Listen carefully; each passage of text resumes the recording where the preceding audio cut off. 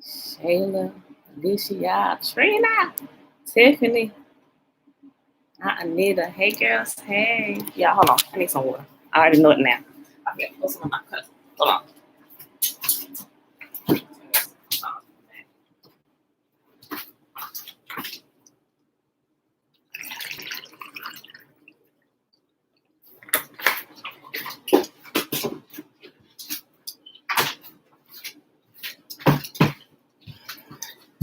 Okay, y'all. So look. So remember yesterday, we came across, we was talking about the name of the Most High, right? Listen here. Okay, real quick. So when Yahuah's people were scattered and all our land was divided up and all our everything was dispersed, so was all our stuff, everything. Even we read through here, right? Look, the language we was made to forget after we had taught another nation our language, and they changed it a little bit and toyed with it a little bit, but they under lock and key, they know the original language as we taught it to them, right? And so they use it, right? And so what they do is they slap scary names on stuff and they divide it amongst themselves, and then they teach you via Christianity doctrine to stay away from this, because these is for Satan worshipers, those who love the devil and everything, right? And technically what they said was true, right? Because they're keeping it from you, right? Everyone who does, let me see. They hate Yahuah's people, but they use Yahuah's stuff, right? I said all that. Belinda Brown, Aliyah, Grand Rise, and peace and blessings. Look. So, I'm going to go check stuff out, right? And a lot of times, so what I found recently that, okay, so remember I told y'all the word occult is not like what they teach you. Occult is like New Age. Stay away from that devil worshiping stuff. But occult simply means hidden. That's the original translation of the word occult, right? It's hidden wisdom. So if you hear occultic teachings or anything with the occult, when we hear it, we've been programmed to see devil worshipers. But when you hear it, you need to adjust your thinking to know that this is hidden knowledge, hidden wisdom, things that has been hidden from the masses, right? Those who, and different ones like Freemasons and those who climb the ranks of the Freemason and all that stuff with the degrees and all the way up to the 33rd and different ones like that, right? So y'all know what I'm talking about. They have taken some of this wisdom, some of the stuff they learned from King Solomon. They got some stuff King Solomon's key, all these things, but all these things belong to us, right? Said all that to say, also, have they taken the name of Yahuah, the ineffable name? Now, they can do a little bit of something with it, right? But it ain't doing them too much good, because they are in violation of it, right? It doesn't belong to them. Although they may benefit a little bit from it, they are in violation of its principles, right? So listen here. So there is, and I'm gonna share it. Well, okay, look. So y'all saw that prayer that I posted on my page right before I came on, right? Oh yeah. That prayer right there, and I went in and I added some emojis within that prayer. That prayer right there, and I posted here on in the comment section, and I'll pin it today, right? So anybody that watches this will know, right? And I didn't put any kind of explanation on it, right? So everybody here that knows, if you want anybody to know, just have them watch this while I explain it here to you. That prayer is a transliteration of scripture, a certain portion in scripture which holds the ineffable name of Yahuah in it, right? If you don't know how to pronounce the ineffable name, And what I'm also going to do under that prayer and in the description box here, I'll put it in Hebrew so you can look at it. You may not be able to read it, but looking at it is just as powerful. Looking at the prayer in Hebrew, and you can pray it with the transliteration. It holds the same power. This is also the prayer that was prayed by Israel when it was about to be delivered, right? Listen, I don't know what all is going to happen this Passover, if anything magnificent or whatever. I don't know, but I want to share with you that that's what that prayer is, right? Some people just glance past it, whatever. But for those of you who know, you go test some stuff, right? Listen, you can pray the transliteration of this prayer. I don't know if you want to look at the Hebrew and say the prayer. It's in English, it's the transliteration of that prayer. It still holds the same power, right? It holds the ineffable name. Okay, so now in the Hebrew language, the modern Hebrew language, how they've taken and coded things, right? It's found in Exodus chapter 14, verses 19 through 21, Dana. That's where it's found. That right there. You can even read that, right? But the more the better understanding of the proper transliteration is what I put right there. It still holds the same power. You can just go read Exodus 14, and I posted it before. Matter of fact, in my description of my channel on YouTube, I have it there. But people who see it, they're none the wiser. Okay, this is okay. And they're going about their business. But I'm explaining to you what it is, right? Now you can pray it in your prayer. You can pray it whenever you feel the need to, right? Now, I just don't know how to pronounce it where I pronounce it in the original language. I have the transliteration. I have it in the Hebrew, how they done toyed with it, but it's there. They've hidden it, right? Now, if you in Hebrew, I'll post the Hebrew for you so you can see, and I actually post the picture, right? Where somebody has highlighted it. In Hebrew, what they did, they took the ineffable name or the 72 names of Yahuah, and they've put it in one passage of scripture, and they coded it by taking each letter, making it the first letter of a word, right? So say you got this paragraph, and you read it from right to left. So the first letter of every word of that particular paragraph encodes the letters of the 72 names of the Most Holy, right? Who resides above the heavens, right? The God of Abraham, Isaac, and Jacob. I will post it. Somebody has did it and they highlighted. I was like, I'm gonna screenshot this, right? But listen here. This information, I found it in a few places. Now, you won't find it in the regular church world, right? But you will find it listed under things with the boogeyman's scary name, occult. So I waited a little while. I got to double check some of this stuff, Father. Hold on, because I don't really know how to read it for real. I just got to double check. I can decipher Hebrew. It's just going to take me a little bit to do it, right? Look, I'm going to post it up here, all of y'all. I got y'all, right? So at least y'all know y'all got something y'all can take and test. I don't care if you do it as your daily prayer or whatever. That's how I'm using it as my daily prayer and praying it with my children until I'm able to actually pronounce it. Now, I do have a pronunciation chart with it where it looks like it's sounding out syllables. And you can also say the prayer as you sound out the syllables if you want to do it that way to get you even closer. I'm testing that right now. So I'm just saying it's there. I'll put the scripture references where you can find it.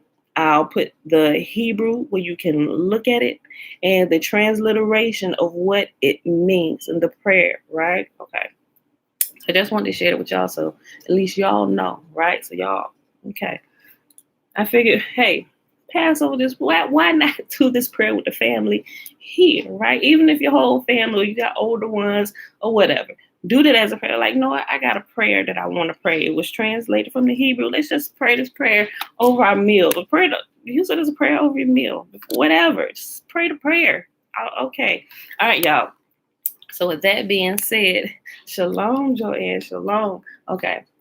So with that being said, if you get what I said, when the video ends today, I'm going to post in the description box on Facebook and YouTube, and I'm also pin it in the comment section on YouTube, and I put it in the comment section and Facebook as well. Just start the video over at the very beginning and listen to what I said again.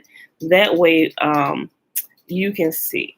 So, but also I'm thinking about the reference. I'll share the reference with you, but remember what I said, right? Don't get thrown off with some of the other stuff he shares in there, right? Because they take everything and they kind of mix it up because they know certain people are not going to go looking there to find this information, right? You got to go back and find out where the pieces of the information that they have taken and hidden.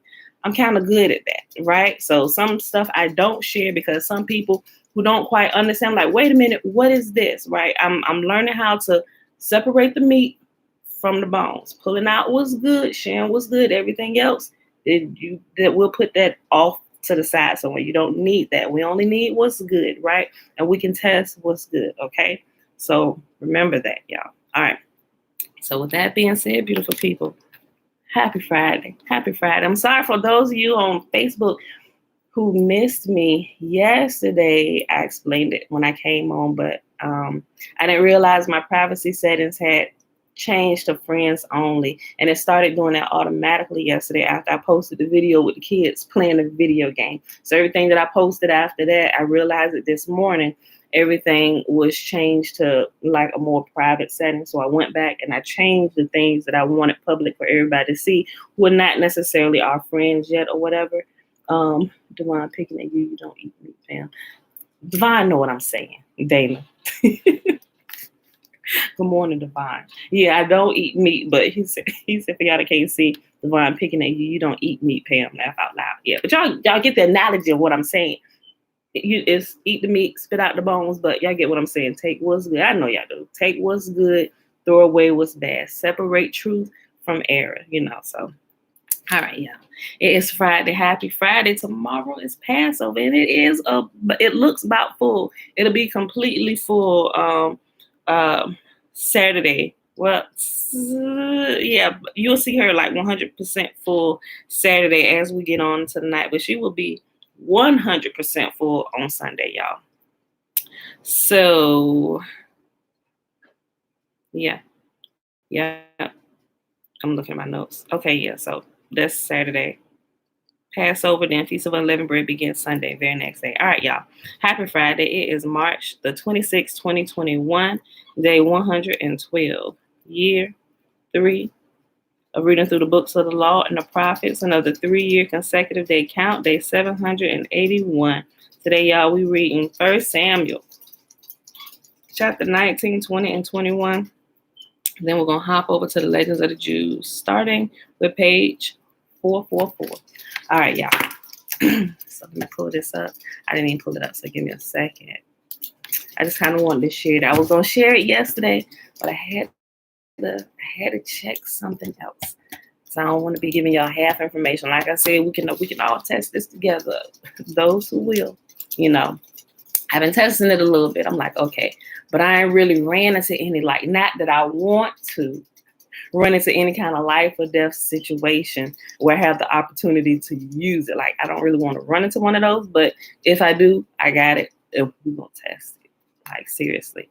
Okay. So, right at this time, I'm just trying to remember it at any given moment, how to, I have the sounding out the syllables, but I'm going to have to find somebody who, well, I don't even know if I'll find somebody, at least in my circle at this moment, who can, I don't know, give me the proper pronunciation and know exactly what we're looking at, right? So, but Yahuah is faithful. I'm going to find it. I'm going to figure it out, even if an angel has to come and say it to me and teach me how to say it. That's why I know the prayer. I was like, look, Father, if I can't find no one, then I'm going to need you to send an angel, send somebody to appear to me or something, or say it to me in a dream. Because in my dream, sometimes I forget. I don't remember every portion about the dream, but I know stuff is there, but I can't quite remember the pronunciations of some of the stuff that I hear in my dream. But I'm like, let me remember this. If I don't remember anything else from my dream or whatever, let me remember this, right? And I say, and I'm gonna teach it to my children, right? And those in my circle who love Yahuah, you got to be careful about it, because you just can't. That's Yahuah's people should know it. Period. That's just what I think, right? But I use discretion on who I share it with. Somebody that I think got vagabond motives, it'll do you more harm than it will good, because yeah, y'all get what I'm saying. All right, y'all. So let me go ahead, pull up the shimmer here. All right, with someone who speaks. Yes, they would. Dana said, will someone who speaks fluent Hebrew as it is now be able to say it? Yes, I believe they would. They would be. Yeah. Who can read, and I would say who can read and speak, or even if they can't read it, but they can speak it, because it's possible to be able to speak it and not read it. Because I think about children. Children are able to assimilate a language without being able to read it. That's just how we're created, right? Or that's all I need. I only need to be able to read it. I want to be able to read it. All I need to do is be able to hear it first, right? And I'll be able to speak it, So, okay, but yeah, Dana, yes, they would be. Okay. Hear, therefore, O Israel, and observe to do it, that it may be well with you, and that you may increase mightily, as Yahuah, the God of our fathers, has promised us in the land that flows with milk and honey. Hear, O Israel, Yahuah, our God, he is one God. And you shall love Yahuah your God with all your heart, and with all your soul, and with all your might. And these words which I command you this day shall be in your heart, and you shall teach them diligently unto your children, and you shall talk of them when you sit in your house, and when you walk by the way, and when you lie down, and when you rise up, and you shall bind them for a sign upon your hand, and they shall be as frontlets between your eyes, and you shall write them upon the posts of your house and on your gates. And Yahuah commanded us to do all these statutes, to fear Yahuah our God for our good always, that he might preserve us alive as it is at this day. And it shall be our righteousness if we observe to do all these commandments before Yahuah our God, as he has commanded us. Oh, really? Dana, listen. I'm going to give it to you. Give it to her. Tiffany, both of you. Listen. Give it to them. Ask them, even if they got to record a video of them speaking the whole thing, have them read it and send the audio or something to you. Y'all send it to me, please. Okay? I'm going to send it to y'all. Give it to your friends who speak and read fluently, please. Okay. All right. Thank y'all for that. Okay. All right, y'all. So let's hop over here to 1 Samuel. 1 Samuel chapter 19. Saul tries to kill David. Oh, let me plug this in.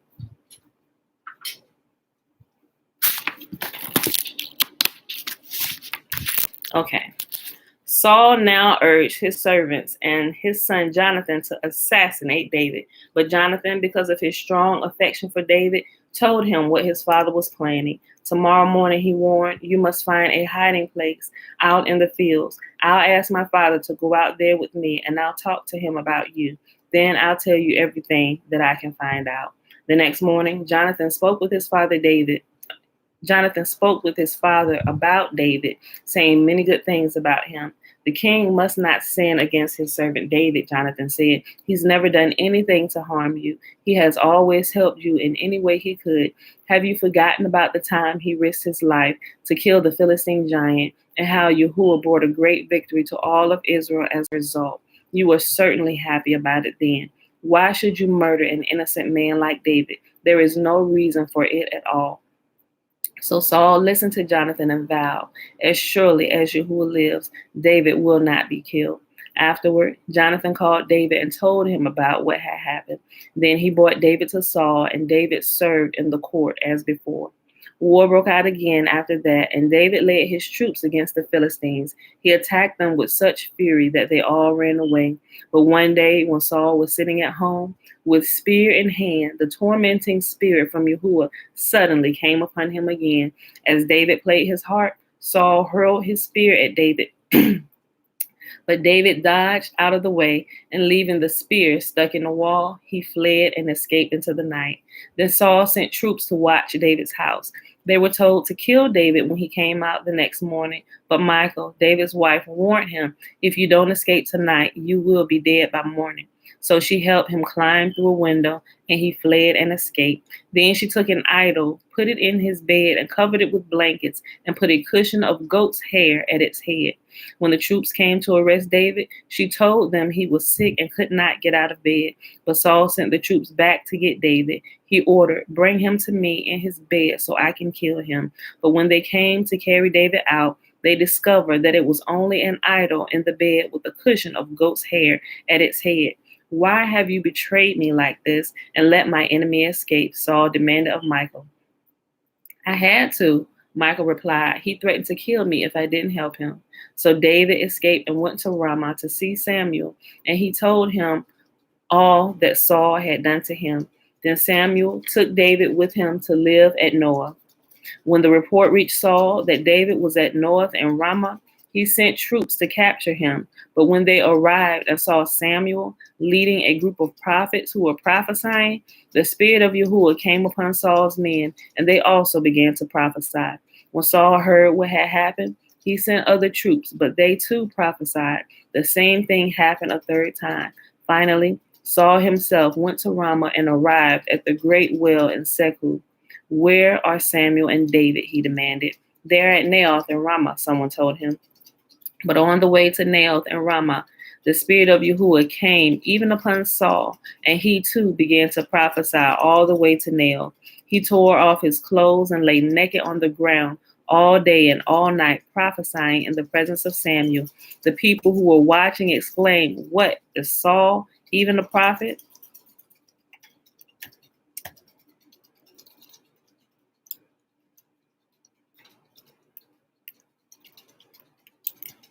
Okay. 1 Samuel chapter 20. Thank you, Joanne. David now fled. 1 Samuel chapter 20. David now fled from Naoth and Ramah and found Jonathan. "What have I done?" he exclaimed. "What is my crime? How have I offended your father that he is so determined to kill me?" "That's not true," Jonathan protested. "You're not going to die. He always tells me everything he's going to do, even the little things. I know my father wouldn't hide something like this from me. It just isn't so." Then David took an oath before Jonathan and said, "Your father knows perfectly well about our friendship, so he has said to himself, 'I won't tell Jonathan. Why should I hurt him?' But I swear to you that I am only a step away from death. I swear it by Yahuah and by your own soul. Tell me what I can do to help you," Jonathan exclaimed. David replied, "Tomorrow we celebrate the New Moon Festival. I've always eaten with the king on this occasion, but tomorrow I'll hide in the field and stay there until the evening of the third day." Now, real quick, I want to bring out they had a new moon. So they were in the habit of celebrating a new moon. How do we know that? Because Yahuah was always saying, when they weren't doing what was right, he said, "I'm sick of your new moon festivals, your Sabbath day feasts. I'm sick of all of it because you're still not doing what's right. You're doing it out of just being religious. You're keeping it, but you're not doing what inwardly and living the way you should," right? They had an outwardly appearance and pious appearance, but in the dark corner, behind closed doors, they was doing everything what Yahuah told them they should not be doing, right? And also here it tells them that they were celebrating the new moon. They were celebrating the new moon, or the beginning of the new month. They called it out. We're in a new month of the year, and we throw a festival on this day, right? David replied, "Tomorrow we celebrate the new moon festival. I've always eaten with the king on this occasion. I've always eaten with the king on this occasion." So should we be doing a new moon feast every month? Yahuah didn't command it. He didn't. That's why I never said anything about it. I mean, but you could. I mean, what could it hurt? It never hurts to get together as family. Yes, let's eat. I don't see a problem with it, but he didn't command it, at least from what I've seen so far in all the manuscripts that I have. But I saw that they did do it. Was it a command? I don't know, but I don't see where it was a command. I saw that they've done it though, So, okay. David replied, tomorrow. We celebrate the new moon festival. I've always eaten with the king on this occasion, but tomorrow I'll hide in the field and stay there until the evening of the third day. If your father asks me where I am, tell him I asked permission to go home to Bethlehem for an annual family sacrifice. If he says fine, you will know all is well. But if he is angry and loses his temper, you will know that he is determined to kill me. Show me this loyalty as my sworn friend, for we made a solemn pact before Yahuah, or kill me yourself if I have sinned against your father. But please do not betray me to him. Never, Jonathan exclaimed. You know that if I had the slightest notion of that my father was planning to kill you, I would tell you at once. Then David asked, how will I know whether or not your father is angry? Come out to the field with me, Jonathan replied, and they went out there together. Then Jonathan told David, I promise by Yahuah, the God of Israel, that by this time tomorrow or the next day at the latest, I will talk to my father and let you know at once how he feels about you. If he speaks favorably about you, I will let you know. But if he is angry and wants you killed, may Yahuah strike me and even kill me if I don't warn you so you can escape and live. May Yahuah be with you as he used to be with my father. And may you treat me with the faithful love of Yahuah as long as I live. But if I die, treat my family with this faithful love, even when Yahuah destroys all your enemies from the face of the earth. So Jonathan made a solemn pact with David, saying, may Yahuah destroy all your enemies. And Jonathan made David reaffirm his vow of friendship again, for Jonathan loved David as he loved himself. Then Jonathan said, tomorrow we will celebrate the new moon festival. You will be missed when your place at the table is empty. The day after tomorrow, toward evening, go to the place where you hid before and wait there by the stone pile. I will come out and shoot 3 arrows to the side of the stone pile as though I were shooting at a target. Then I will send a boy to bring the arrows back. If you hear me tell him, there on the side, then you know, as surely as Yahuah lives, that all is well and there is no trouble. But if I tell him, go farther, the arrows are still ahead of you, then it will mean that you must leave immediately, for Yahuah is sending you away. And may Yahuah make us keep our promises to each other, for he has witnessed them. So David hid himself in the field, and when the new moon festival began, the king sat down to eat. He sat at his usual place against the wall, with Jonathan sitting opposite him and Abner beside him. But David's place was empty. Saul didn't say anything about it that day, for he said to himself, something must have made David ceremonially unclean. But when David's place was empty again the next day, Saul asked Jonathan, why hasn't the son of Jesse been here for the meal either yesterday or today?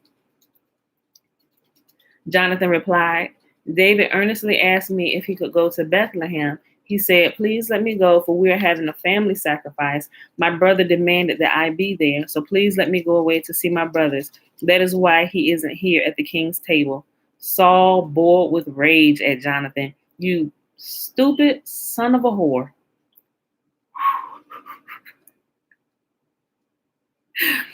Saul boiled with rage at that is going to be my title today. Yo, I forgot that was there in this translation. Saul, yeah, that's our title for today. Saul boiled with rage at Jonathan. You stupid son of a whore, he swore at him. Do you think I don't know that you want him to be king in your place, shaming yourself and your mother? As long as that son of Jesse is alive, you will never be king. Now go and get him so I can kill him. Why should he be put to death? Jonathan asked his father. What has he done? Then Saul hurled his spear at Jonathan, intending to kill him. So at last, Jonathan realized that his father was really determined to kill David. Jonathan left the table in fierce anger and refused to eat on that second day of the festival, for he was crushed by his father's shameful behavior towards David. The next morning, as agreed, Jonathan went out into the field and took a young boy with him to gather his arrows. Start running, he told the boy, so you can find the arrows as I shoot them. The boy ran, and Jonathan shot an arrow beyond him. When the boy had almost reached the arrow, Jonathan shouted, The arrow is still ahead of you. Hurry, hurry, don't wait. So the boy quickly gathered up the arrows and ran back to his master. He, of course, suspecting nothing. Only Jonathan and David understood the signal. Then Jonathan gave his bow and arrows to the boy and told them to take them back to town. As soon as the boy was gone, David came out from where he had been hiding near the stone pile. Then David bowed 3 times to Jonathan with his face to the ground. Both of them were in tears as they embraced each other and said goodbye, especially David.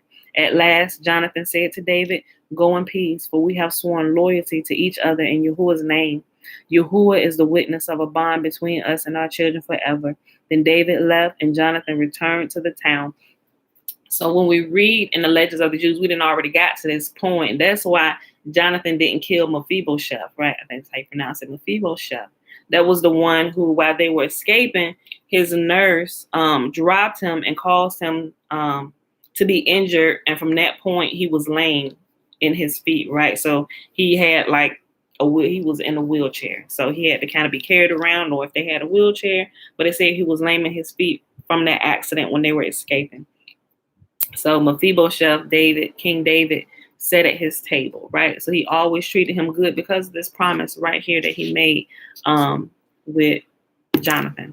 All right, y'all. So last chapter for today, 1 Samuel chapter 21. David went to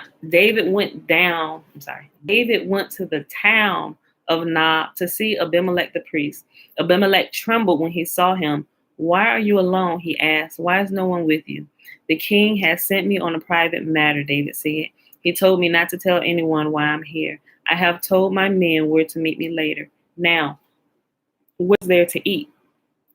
Give me 5 loaves of bread or anything else you have." "We don't have any regular bread," the priest replied, "but there is the holy bread, which you can have if your young men have not slept with any women recently." "Don't worry," David replied. "I never allow my men to be with women when we are on a campaign. And since they stay clean even on ordinary trips, how much more on this one?" Since there was no other food available, the priest gave him the holy bread, the bread of the presence that was placed before Yahuah in the tabernacle. It had just been replaced that day with fresh bread. Now Doeg the Edomite, Saul's chief herdsman, was there that day, having been detained before Yahuah. David asked Abimelech, "Do you have a spear or a sword?" "The king's business was so urgent that I didn't even have time to grab a weapon. I only have the sword of Goliath the Philistine, whom you killed in the valley of Elah," the priest replied. "It is wrapped in a cloth behind the ephod. Take that if you want it, but there is nothing else here." "There is nothing like it," David replied. "Give it to me." So David escaped from Saul and went to King Achish of Gath. But the officers of Achish were unhappy about his being there. "Isn't this David, the king of the land?" they asked. Isn't he the one the people honor with dances, singing, 'Saul has killed his thousands and David his 10,000s'?" David heard these comments and was very afraid of what King Achish of Gath might do to him. So he pretended to be insane, scratching on the doors and drooling down his beard. Finally, King Achish said to his men, "Must you bring me a madman? We already have enough of them around here. Why should I let someone like this be my guest?" All right, y'all. So we're going to pause right here for today and we'll pick this up. But we already actually passed this part in the Legends of the Jews, and we knew that this part, if you remember, it said Yahuah actually helped him to look like a madman, and it was to save his life at the moment. So he really did look like a lunatic out there, you know. So he's like, "We got enough madmen around here. Why should I let this one join my table today?" You know. So okay. So let me pull this up over here. Boom. All right, y'all. Hop in over here to the Legends of the Jews. Pick up on page 444 after his translation. Sip my lemon water before I get started. All right.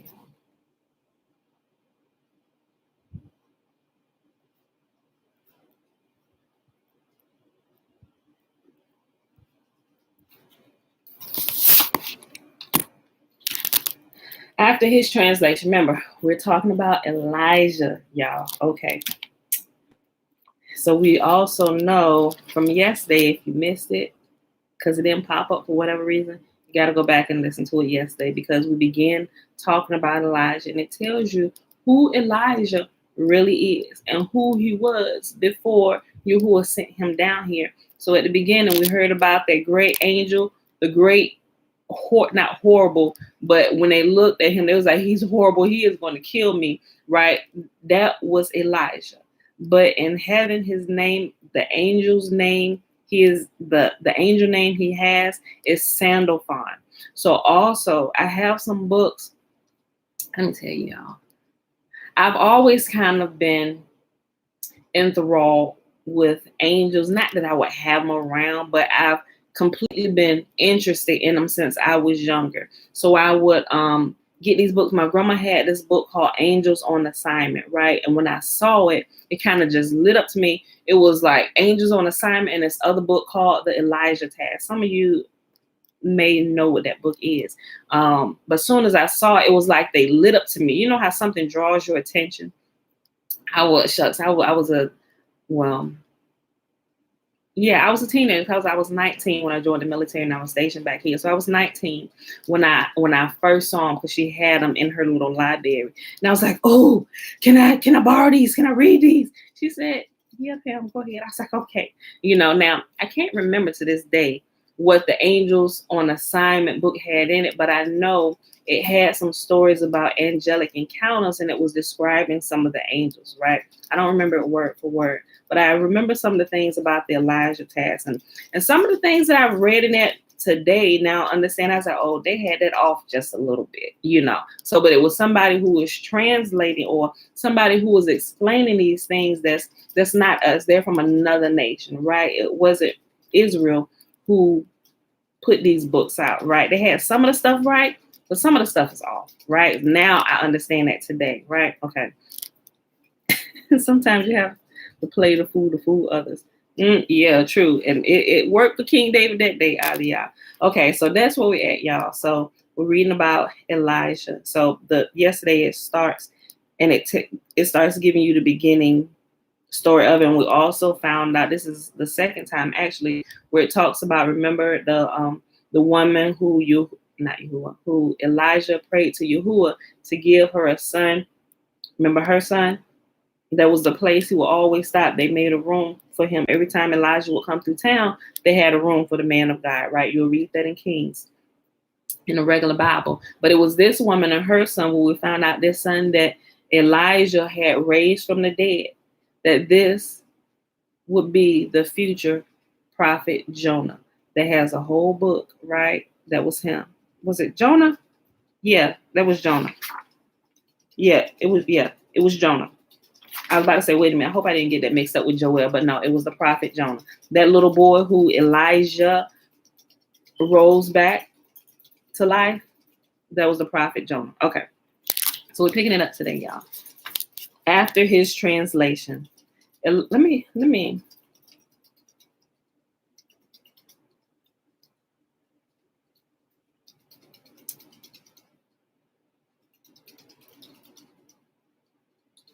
read this last little paragraph from yesterday, and then I'll start back here today. Okay.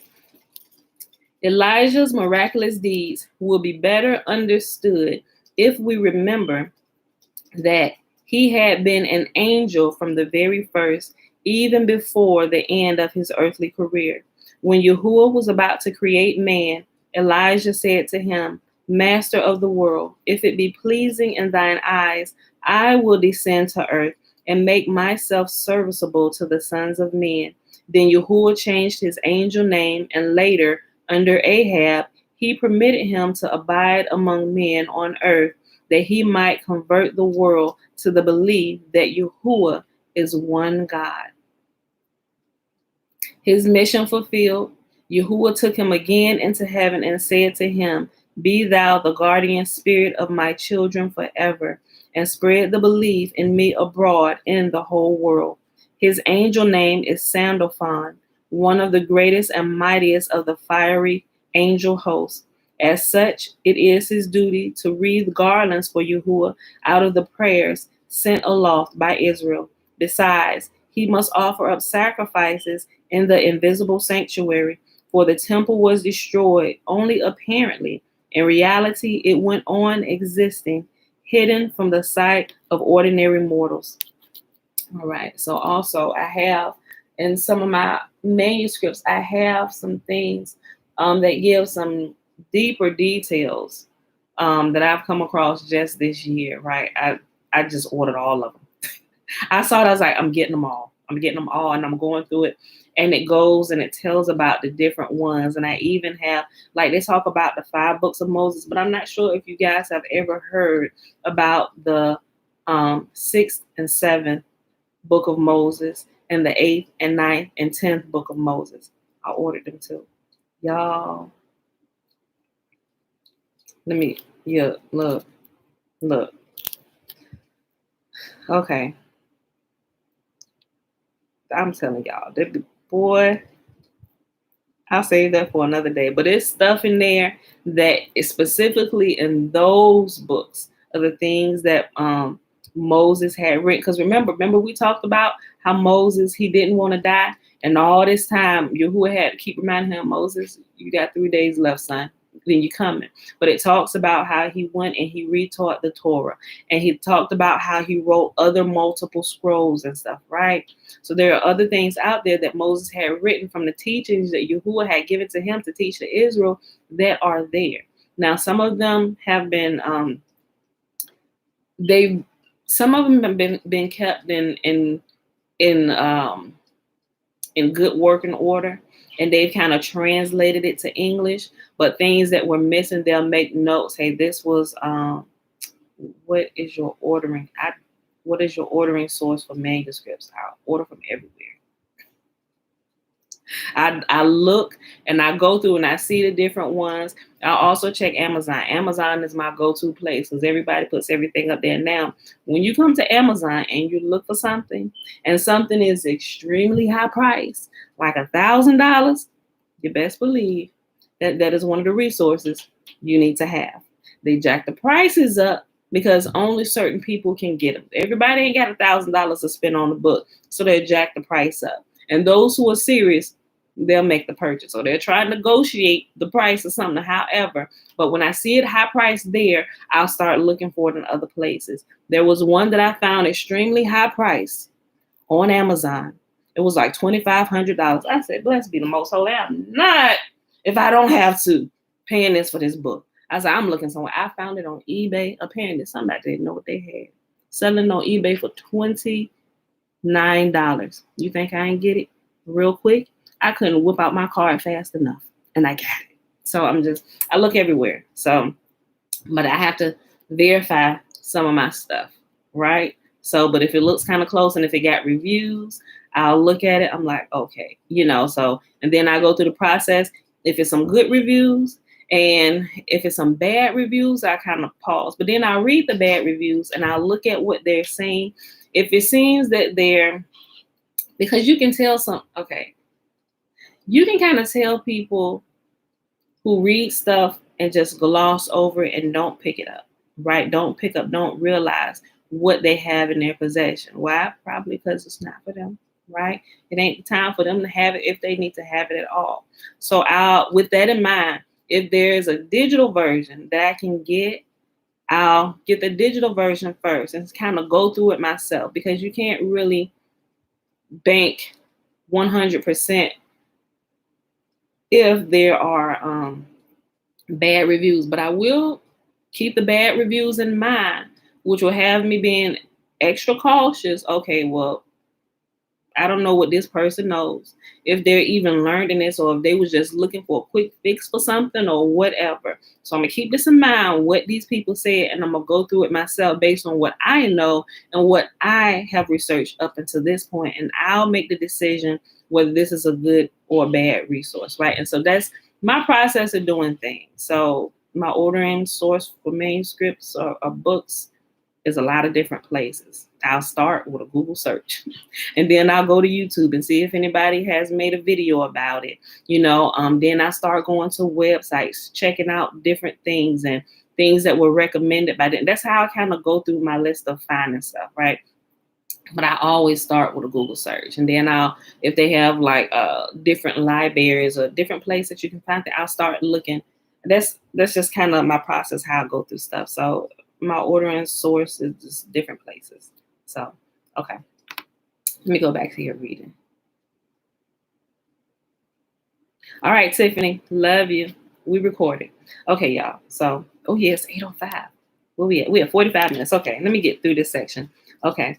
After his translation, Elijah's removal from earth, so far being an interruption to his relations with men, rather marks the beginning of his real activity as a helper in time of need, as a teacher, and as a guide. At his first intervention in sublunar affairs was not frequent. 7 years after his translation, he wrote a letter to the wicked king Jehoram, who reigned over Judah. The next occasion on which he took part in an earthly occurrence was at the time of King Artaxerxes, when he did the Jews a good turn by assuming the guise of the courtier Harbona in a favorable moment and citing the king against Haman. It was reserved for the last days, however, for Talmudic times, the golden age of the great scholars, the Tannaim and the Amorim, to enjoy Elijah's special vigilance as protector of the innocent, as a friend in need who hovers over the just and pious, ever present to guard them against evil or snatch them out of danger. With 4 strokes of his wings, Elijah can traverse the world. Hence, no spot on earth is too far removed for his help. As an angel, he enjoys the power of assuming the most various appearances to accomplish his purpose. There is this one time that I know, I'm not sure. I talked to my grandma about it because I was living her at the time. I just got stationed back here where, oh my gosh, there was this man who had come up to me. Me and Elijah. My son Elijah was 4 years old at the time. And this man, I'm going to make it short because I know we almost at the time. I always wonder about this particular guy. I don't know where this man disappeared to or how, but anyway, he came up to me out of the blue and he looked homely, kind of. But I was in there getting some like personal supplies like deodorant and toothpaste and stuff like that, right? Because I think I was about to go out to sea for a workup. And so here I am. I just walked into the store and it wasn't really anybody there. It was probably like 8 o'clock at night. The store was right up the street from my grandma's house. But I had went into the store and I was grabbing a couple of things, putting them in a little basket, a hand carrying basket or whatever. And I turned around and I noticed this guy. It was a black guy and he had the prettiest sparkling eyes. And it threw me for a second because I'm like, how could your eyes? And I don't know, you know how some people, they just got real good hygiene and, but if you look at him, you would think he was homeless. But the whites and the sparkle in his eyes looked like somebody who was very well taken care of. Like his eyes and like the glow from his face, not that he was glowing, but the clean demeanor of his face and the whites of his eyes didn't say he was a homeless person, right? And so I pay attention to little things like that. And he said, and what shocked me is I didn't say anything to this guy. And when you speak, how you doing? Just being cordial or whatever. I'm getting my stuff. And he said, how you doing? He said, and this is what threw me for a loop. And I still think about it to this day. He said, do you know that you are extremely special to God? I said, and it threw me for, I'm like, okay, well, this old man look homeless. And when he said that, that's when I began to notice the whites in his eyes, right? He said, do you know that you are extremely special to God? I said, yes, thank you. At this time I'm a Christian, a good little Christian girl, right?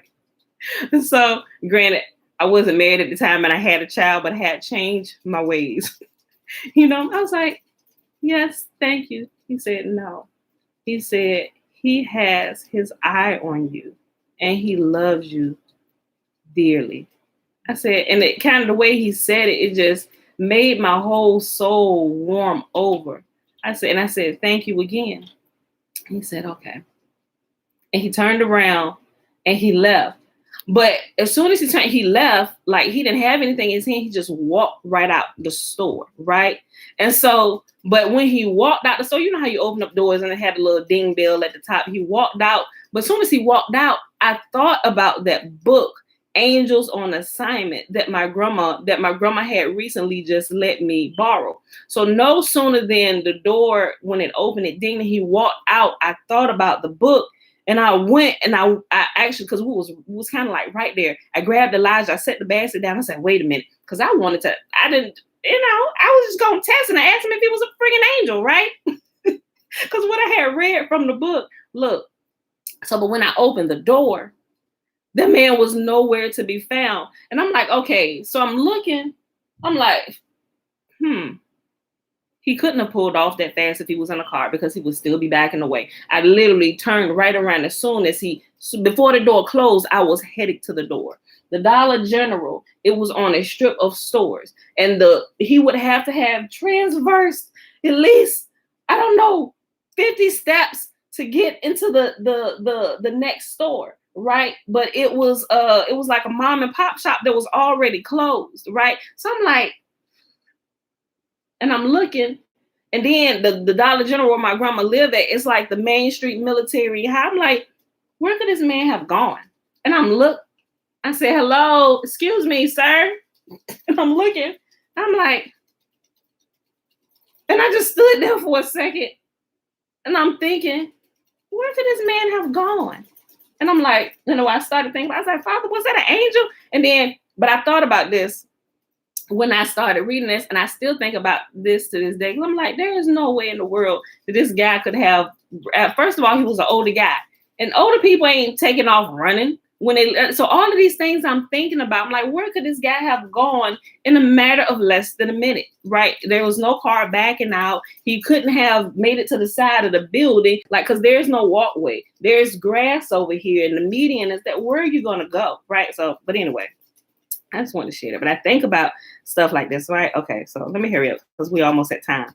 Look, with 4 strokes of his wings, Elijah can traverse the world.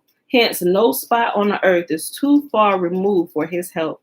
As an angel, he enjoys the power of assuming the most various appearances to accomplish his purpose. Sometimes he looks like an ordinary man. Sometimes he takes the appearance of an Arab. Sometimes of a horseman. Now he is a Roman court official. Now he is a harlot.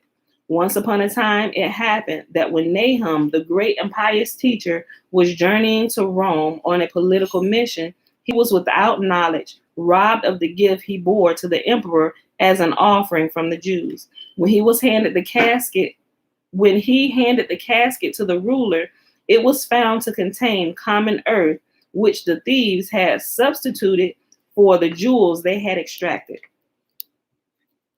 The emperor thought the Hebrews were mocking at him, and their representative Nahum was condemned to suffer death. In his piety, the rabbi did not lose confidence in Yahuah. He only said, this too is for good. And so it turned out to be. Suddenly, Elijah appeared, and assuming the guise of a court official, he said, perhaps the earth in this casket is like that used by Abraham for purposes of war. A handful will do the work of swords and bows. At his instance, the virtues of the earth were tested in the attack upon a city that had long resisted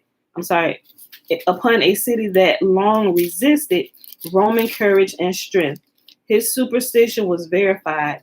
The contents of the casket proved more efficacious than all the weapons of the army, and the Romans were victorious.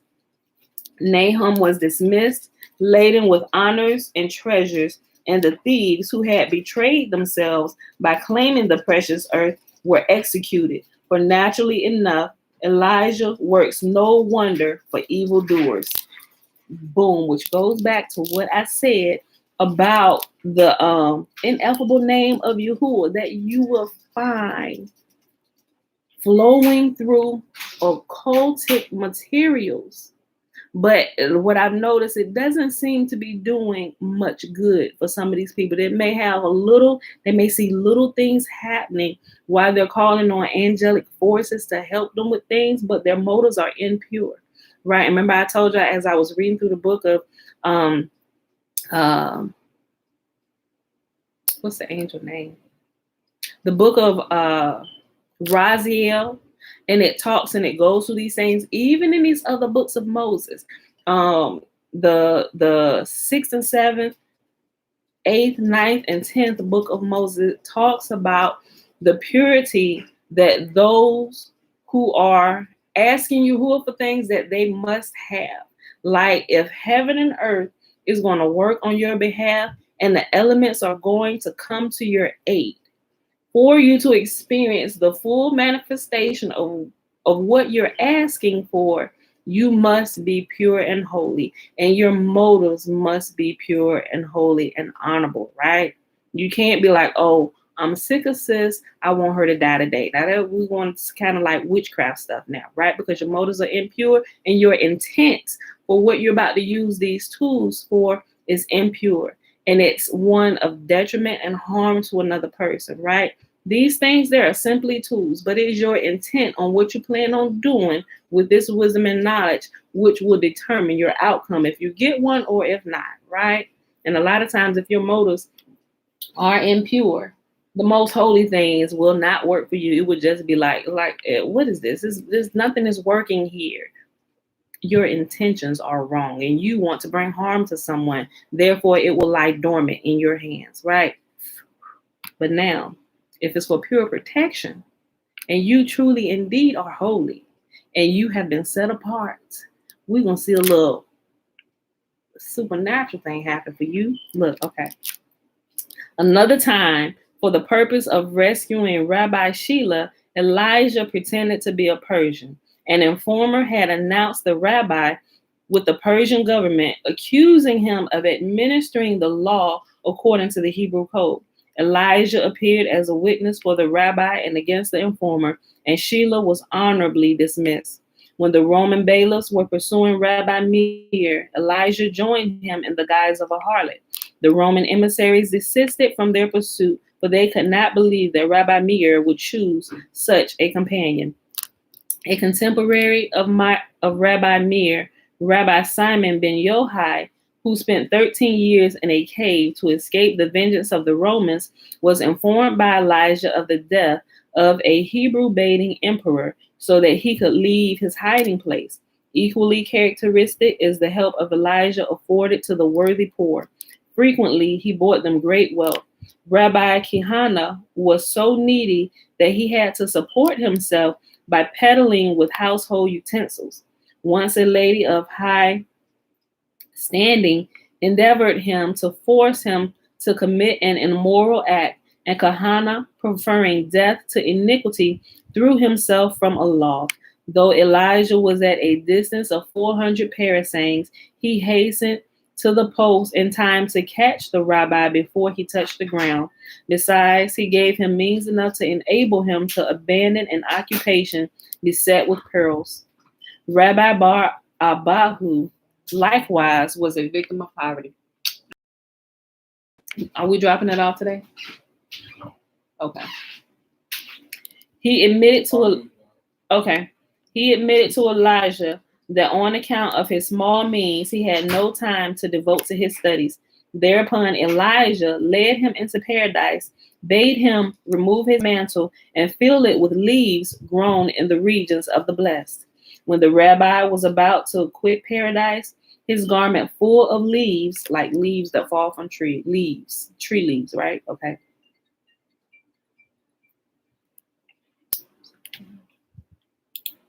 Okay. When the rabbi was about to quit paradise, his garment full of leaves, a voice was heard to say, "Who desires to anticipate his share in the world to come during his earthly days, as Rabbi Bar Abahu is doing?" The rabbi quickly cast the leaves away. Nevertheless, he received 12,000 denarii for his upper garment because it retained the wondrous fragrance of the leaves of paradise. Right, so he was about to go, and the tenants in paradise like, wait, who is this trying to take their share before the time? And he got scared, let all the leaves fly out his garment. But there was still a blessing in it because the fragrance and the beauty from the leaves remained in the garment that he wore. Right? I'll read that again. When the rabbi was about to quit paradise, his garment full of leaves, a voice was heard to say, "Who desires to anticipate his share in the world to come during his earthly days, as Rabbi Bar Abahu is doing?" The rabbi quickly cast the leaves away. Nevertheless, he received 12,000 denarii for his upper garment because it retained the wondrous fragrance of the leaves of paradise. Elijah's help was not confined to poor teachers of the law. All who were in need and were worthy of his assistance had claim upon him. A poor man, the father of a family, in his distress once prayed to Yahuah, "O Lord of the world, thou knowest that there is none to whom I can tell my tale of woe, none who will have pity upon me. I have neither brother nor kinsman nor friend, and my starving little ones are crying with hunger. Then do thou have mercy and be compassionate, or let death come and put an end to our suffering." His words found a hearing with Yahuah, for as he finished, Elijah stood before the poor man and sympathetically inquired why he was weeping. When the prophet had heard the tale of his troubles, he said, "Take me and sell me as a slave. The proceeds will suffice for thy needs." At first, the poor man refused to accept the sacrifice, but finally yielded, and Elijah was sold to a prince for 80 denarii. This sum formed the nucleus of the fortune which the poor man amassed and enjoyed until the end of his days. The prince who had purchased Elijah intended to build a palace, and he rejoiced to hear that his new slave was an architect. He promised Elijah liberty if within 6 months he completed the edifice. After nightfall of the same day, Elijah offered a prayer, and instantaneously the palace stood in its place in complete perfection. Elijah disappeared. The next morning, the prince was not a little astonished to see the palace finished, but when he sought his slave to reward him and sought him in vain, he realized that he had dealings with an angel. Elijah, meantime, repaired to the man who had sold him and related his story to him, that he might know he had not cheated the purchaser out of his price. On the contrary, he had enriched him, since the palace was worth 100 times more than the money paid for the pretended slave. A similar thing happened to a well-to-do man who lost his fortune and became so poor that he had to do manual labor in the field of another. Once, when he was at work, he was accosted by Elijah, who had assumed the appearance of an Arab. "Thou art destined to enjoy 7 good years. When dost thou want them? Now, or as the closing years of thy life?" The man replied, "Thou art a wizard. Go in peace. I have nothing for thee." 3 times the same question was put. 3 times the same reply was given. Finally, the man said, "I shall ask the advice of my wife." So Elijah showed up, pretended to be an Arab, and the man was like, "Look, man, I don't talk to genies. Get out of here." Like, did y'all know genie is a real thing? And when you hear the word genie, you think of like genie in a bottle, but that's not really what I'm talking about, right? The true definition of a genie, first of all, is one of the darker spirits, right? It would have been one of the spirits that King Solomon enlisted for the help with the building of the temple, like the demonic forces. That's what a genie is, right? And it's spelled Genii, or you also hear them refer to it like in the occultic world, they're called jinns, like Jinn. Like, you don't really want to play around with them, especially if you don't know who those particular forces are, right? Now, I've seen in some things where jinns or genies, which are different from genius spirits. I know that's a lot of angelic talk, but I've seen where, like, and those are the type of spirits where you actually need to give something in return for what you're asking them to do for you, right? So when I read this, I was like, oh, he know what it is. So he said, look, man, I don't deal with y'all. Go and get out of here, right? So that's what he thought Elijah was. He said, thou art a wizard.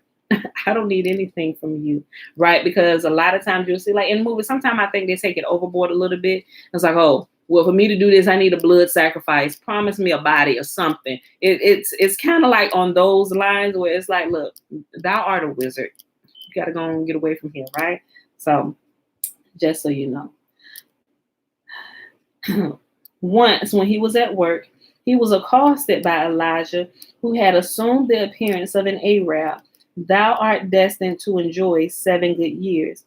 When dost thou want them, now or as the closing years of thy life? The man replied, thou art a wizard. Go in peace. I have nothing for thee. 3 times the same question was put. 3 times the same reply was given. Finally, the man said, I shall ask the advice of my wife. When Elijah came again, he repeated the question. The man, following the counsel of his wife, said, see to it that the 7 good years come to us at once. Elijah replied, go home. Before thou crossest thy threshold, thy good fortune will have filled thy house. And so it was. His children, okay. And so it was. His children had found a treasure in the ground, and as he was about to enter his house, his wife met him and reported the lucky find. His wife was an estimable, pious woman, and she said to her husband, we shall enjoy 7 good years. Let us use this time to practice as much charity as possible. Perhaps Yahuah will lengthen our period of prosperity. What a wise woman.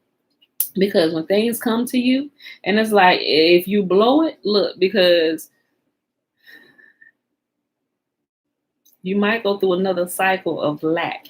But if you didn't do what you should have done in your years of plenty, you are surely going to suffer them years of lack when it arrives, right? We can follow the example of Joseph, who stored up during the 7 good years. So when the 7 years of famine came, they weren't moved one bit. They was well prepared to endure these years of hardship, right? Because they stored up. Same principle here. Let us use this time to practice as much charity as possible. Perhaps Yahuah will lengthen out our period of prosperity. After the lapse of 7 years, during which man and wife used every opportunity of doing good, Elijah appeared again and announced to the man that the time had come to take away what he had given him. The man responded, when I accepted thy gift, it was after consultation with my wife. I should not like to return it without first acquainting her with what is about to happen. His wife charged him to say to the old man who had come to resume possession of his property, if thou canst find anyone who will be more conscientious stewards of the pledges entrusted to us than we have been, I shall willingly yield them up to thee. Yahuah recognized that these people had made a proper use of their wealth, and he granted it to them as a perpetual possession. Think about it. You may be going through a test, and if you fail it, you might lose it all. But if you pass it, it could be given to you and to your posterity forever. Remember that, y'all. If Elijah was not able to lighten the poverty of the pious, at least he sought to inspire them with hope and confidence. Rabbi Akiba, a great scholar, lived in dire poverty before he became the famous rabbi. His rich father-in-law would have nothing to do with him or his wife because the daughter had married Akiba against her father's will. Okay, y'all, this is going to be the last section that we're going to read, but it's going to go, I'm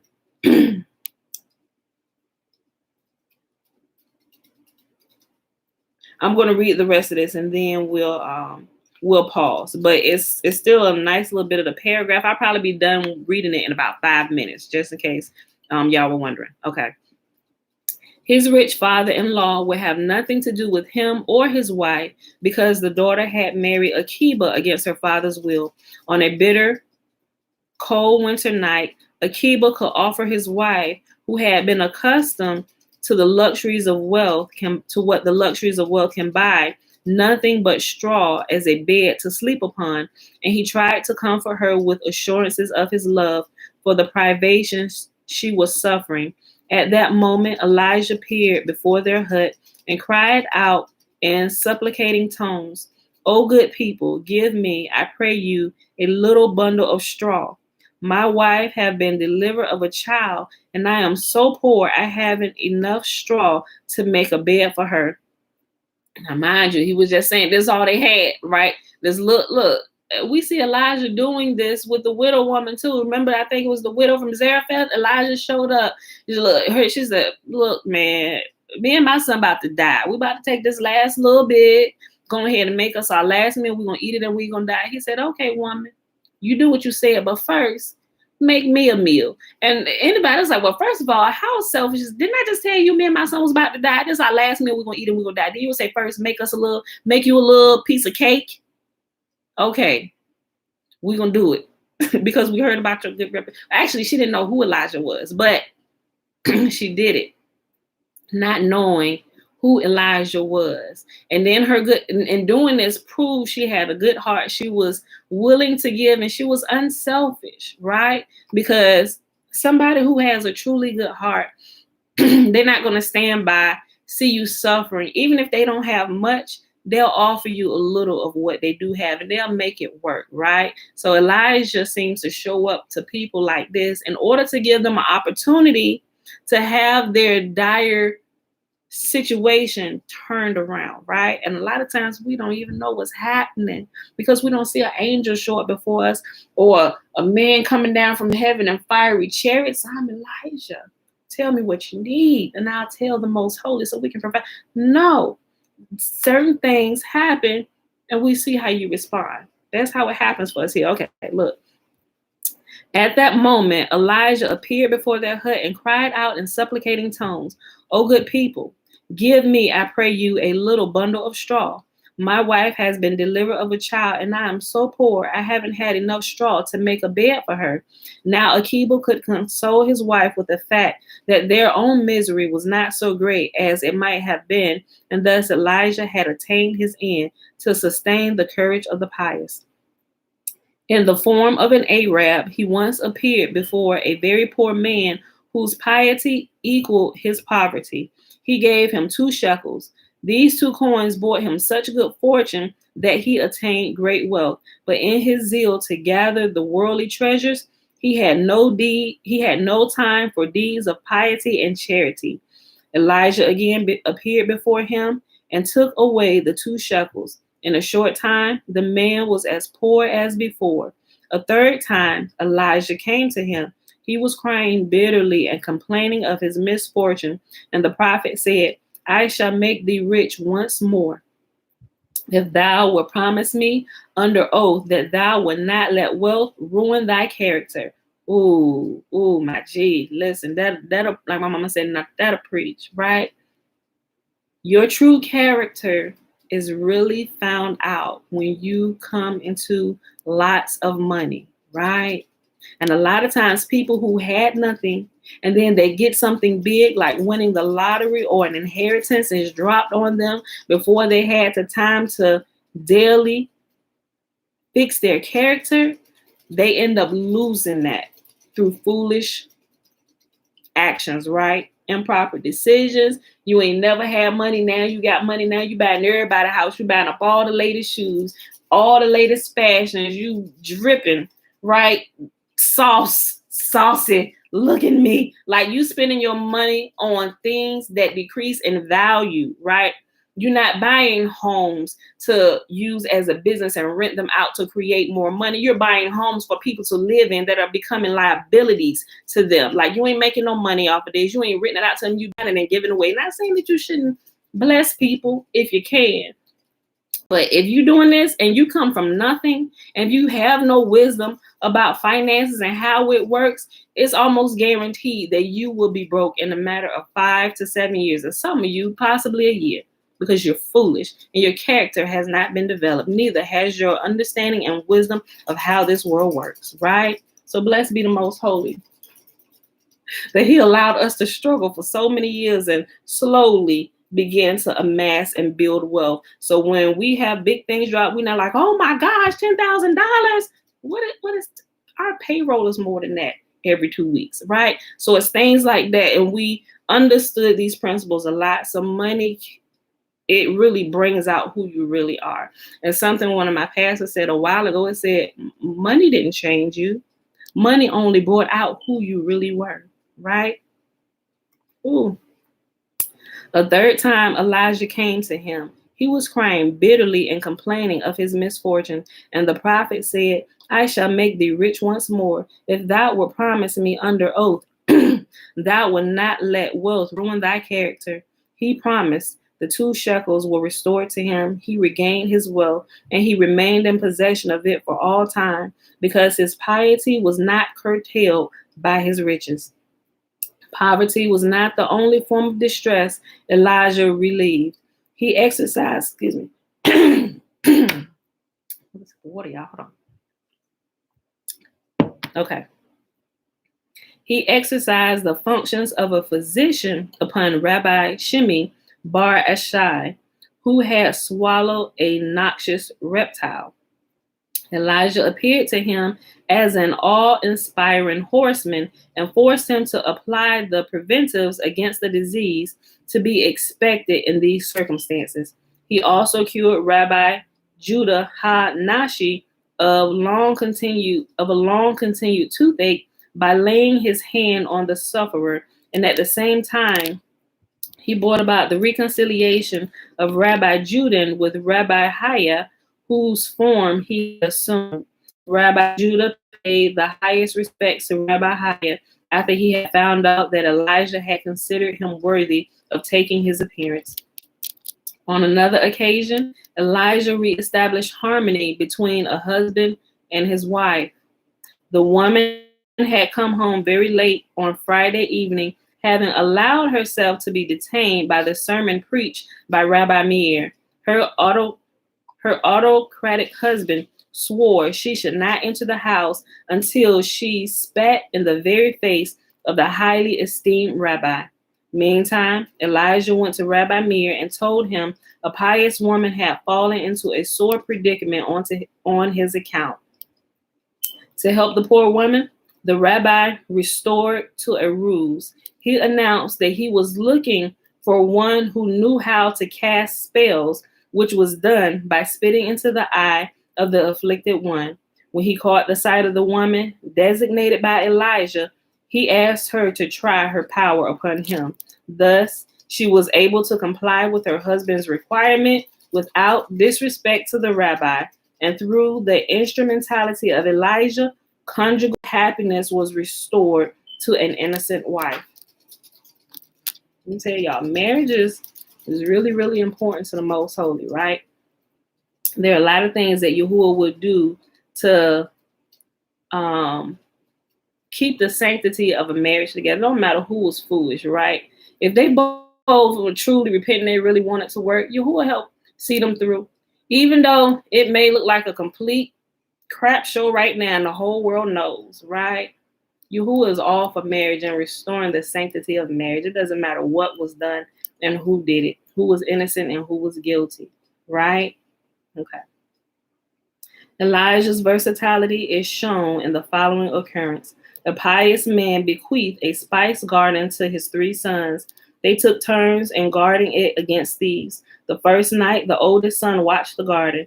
Elijah appeared to him and asked, "My son, what wilt thou have? What wilt thou have knowledge of the Torah?" Okay. "My son, what wilt thou have? Knowledge of the Torah, or great wealth, or a beautiful wife?" He chose wealth, great wealth. Accordingly, Elijah gave him a coin, and he became rich.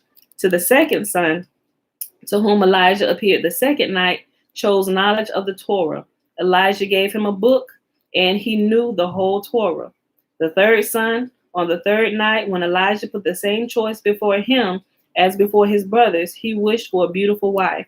Elijah invited this third brother to go on a journey with him. The first night was passed at the house of a notorious villain who had a daughter.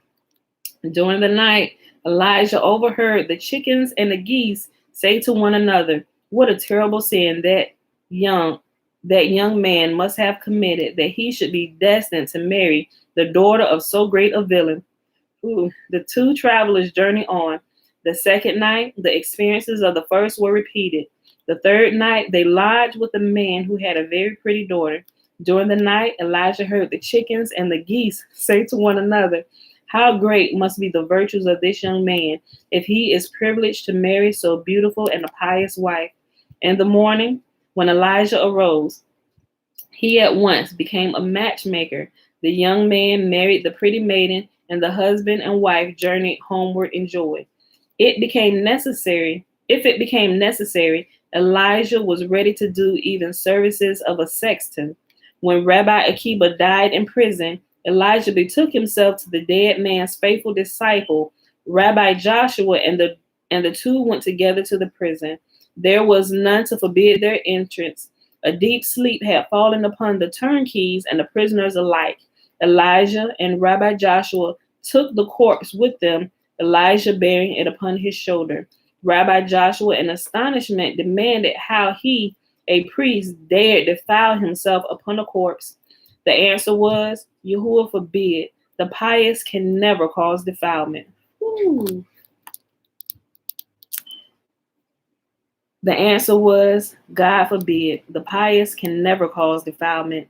All night the two walked on with their burden. At the break of day, they found themselves near Caesarea. Caesar's place. Caesarea. A cave opened before their eyes, and within they saw a bed, a chair, a table, and a lamp. They deposited the corpse upon the bed and left the cave, which closed up behind them. Only the light of the lamp, which had lit itself after they left, shone through the chinks. Whereupon Elijah said, "Hail, ye just! Hail to you who devote yourself to the study of the law! Hail to you, ye God-fearing man! For your places are set aside and kept and guarded in paradise for the time to come. Hail to thee, Rabbi Akiba, that thy lifeless body found lodgment for a night in a lovely spot." And that, my beautiful people, is where we're going to pause today. We are at 1 hour and 23 minutes. And I know it was long, but I didn't want to just cut it off in the middle of that section. I know a couple of people had to go ahead and go to work, which is what you should do. If you want somebody else's time, do what's required of you until you can make your own time and do what you want to do, right? Okay, but we always record. You can always come back and watch it when you have some free time. So that was Legends of the Jews. We started at page 444 and we ended on 447, and we'll pick it back up tomorrow. Yeah, tomorrow. I had to double check first. I'm like, wait a minute.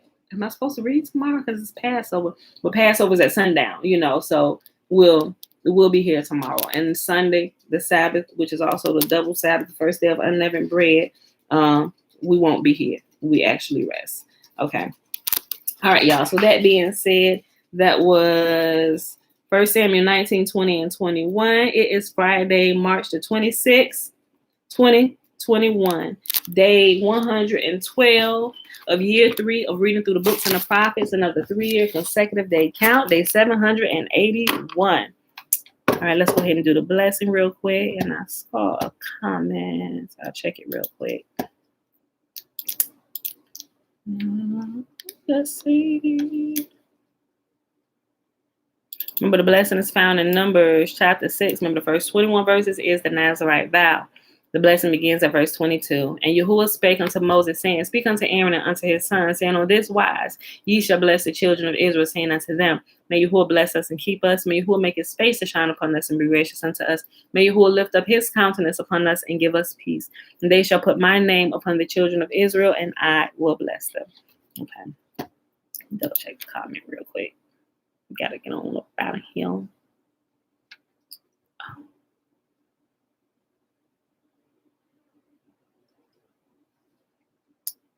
Rabbi, I thought our priests are the Levites, and they're to be in Jerusalem. For people who don't know the words, they'll believe. Rabbi, Jewish are still descendants of Yisolele. Okay, so remember when I said some of the words, don't let the titles and the words that they use throw you off, right? So you have to be able to decipher that, right? The people who translate it based on what they understood and what they know at the time, they're translating it with how they understand it. So some of the words I will change, and if I have the proper word for it, I will use it, right? So, but it had rabbi, so I just used rabbi, right? Okay. All right, y'all. Yeah, people who don't know, they'll still, okay, so here's what we have to understand. Like, we know we are the descendants of Jacob, right? We're Jacob's children, the descendants, Israel, right? And so people who understand that shouldn't throw you off, because when you read it, remember it was written before, how can I say this? It was written, okay. So you have people who are Jewish, who are the European converts, who will write some of the truth in here, but still using how they talk. Because remember, they are descendants of their ancestors as well, and they have inherited lies. So as they translate the story and they write it, they're writing it in their language and what they understand. But when we know it, we can replace those words. So that's why when I see Jewish in here or whatever, I'll try not to say Jewish, because especially if people just coming on and don't really understand the thing. Oh, the Jews over it. No, so I'll change it. I'll try. Sometimes I may slip up and say Jewish. I'll say Hebrew, because if you go in here and you read it, you will see Jewish.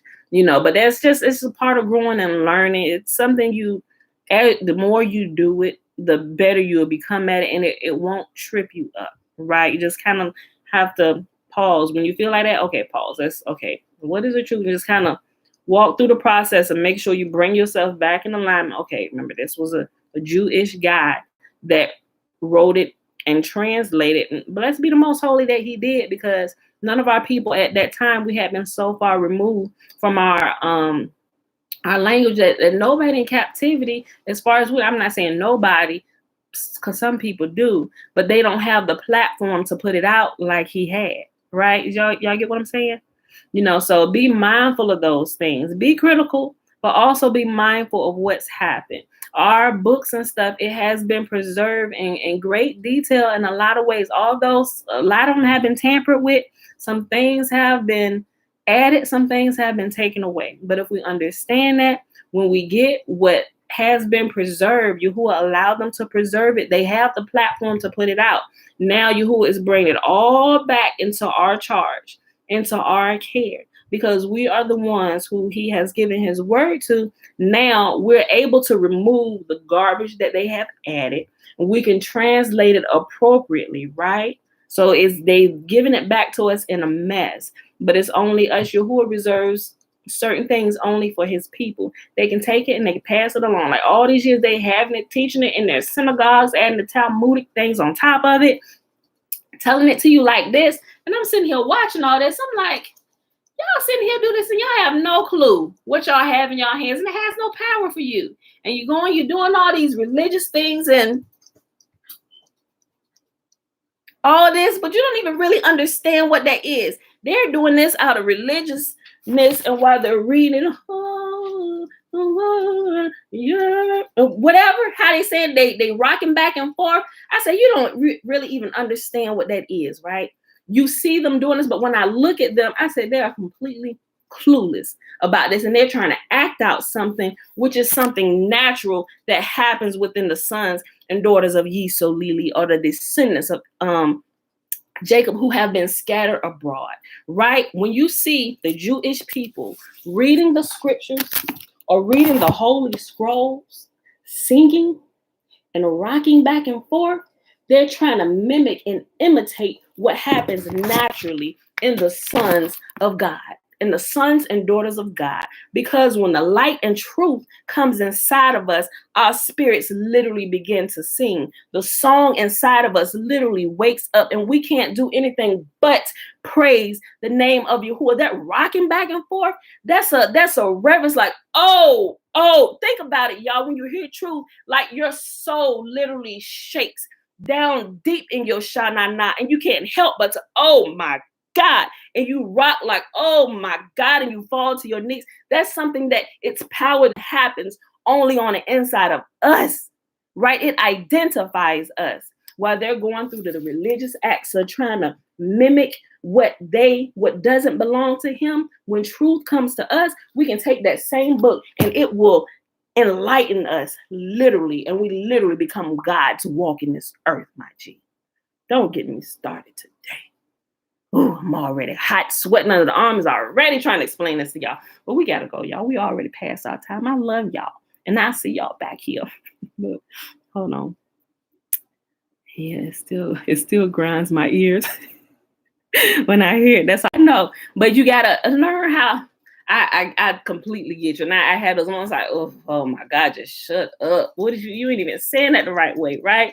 But it takes the power of the most holy, his Holy Spirit, or his set apart spirit, or his Ruach HaKodesh, which is literally the power of Yahuah himself, coming in and residing on the inside of us, right? That's what the Holy Spirit is. It's the set apart fire and spirit of the holy ones. It's a portion of his spirit that he has put inside of us so that we can walk as he walks here upon this earth. All right. Yeah, we're born to. All right, people. I love y'all. I'll see y'all back here bright and early in the morning, 7:30. I'm about to say 7:15. It's Saturday tomorrow. 7:30 a.m. Eastern Standard Time. Out of here. Love y'all. Peace.